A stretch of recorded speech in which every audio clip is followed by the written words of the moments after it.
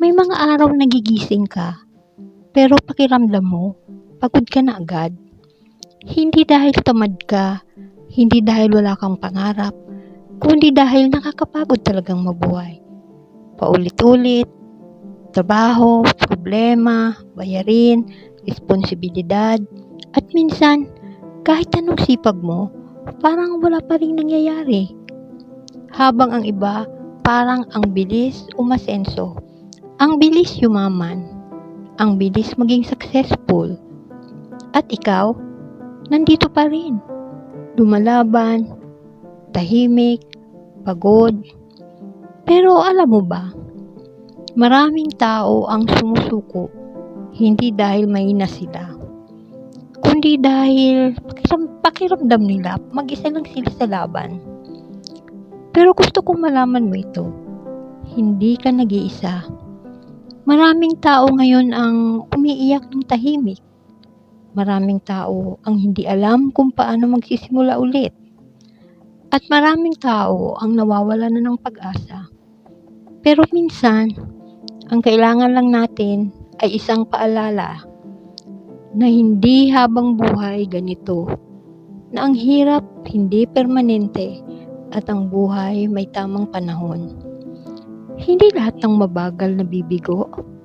Minsan, ang mabagal ay mas tumatagal. Tingnan mo ang puno. Hindi ito lumalaki sa isang gabi. Tahimik itong tumitibay habang walang nakakakita. At baka ganun ka rin ngayon. Tahimik kang lumalaban, tahimik kang nagtitiis, tahimik kang nangangarap, at kahit pakiramdam mo walang nangyayari, may binubuo na palang buhay para sa iyo. Minsan iniisip natin, bakit sila meron na? Bakit ako wala pa? Pero ang totoo, iba-iba tayo ng oras. May taong maagang nagtatagumpay, may taong late bloomer, at may taong maraming dinaan ng sakit bago marating ang tagumpay. Kaya wag mo ikumpara ang chapter 1 mo sa chapter 20 ng ibang tao. Hindi mo alam ang laban nila at hindi rin nila alam ang laban mo. Kung pagod ka ngayon, magpahinga ka, pero wag kang susuko. May malaking pagkakaiba ang pahinga at pagsuko. Hindi mo kailangang bilisan. Hindi mo kailangang patunayan ang sarili mo sa lahat. Ang kailangan mo lang ay magpatuloy. Kahit mabagal, kahit mahirap, kahit walang pumapalakpak. May mga araw talagang parang walang liwanag. Yung tipong gusto mo nilang humiga buong araw. Ayaw mo nang lumaban, ayaw mo nang gumising. Pero tandaan mo ito, ang pinakamadilim na gabi ay nangyayari bago sumikat ang araw. At minsan, habang akala mo talo ka na, doon ka palang pala hinahanda, hinahasa, pinapatibay. Dahil ang totoong matatag na tao, hindi yung hindi nasasaktan, kundi yung kahit sugatan, patuloy pa rin bumabangon. Hindi mo kailangang maging mayaman agad. Hindi mo kailangang maging successful agad. Ang importante, hindi ka tumigil.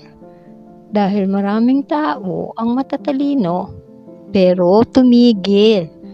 Maraming talented, pero sumuko. Pero ang taong nagpapatuloy, kahit mabagal, siya madalas ang dumarating sa dulo.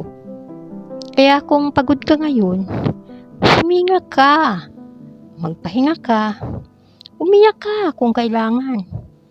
Pero pagkatapos nun, bumangon ka ulit dahil may dahilan kung bakit nandito ka pa.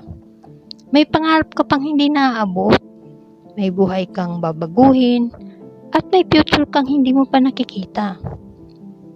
Balang araw, lilingon ka rin sa panahong ito. At masasabi mo sa sarili mo, buti na lang hindi ako sumuko. At kapag dumating ang araw na yun, maiintindihan mo rin na lahat ng pagod, lahat ng luha, lahat ng gabi ng pag-aalala ay parte lang pala ng kwento mo. Kwento ng isang taong halos sumuko, pero piniling lumaban pa rin.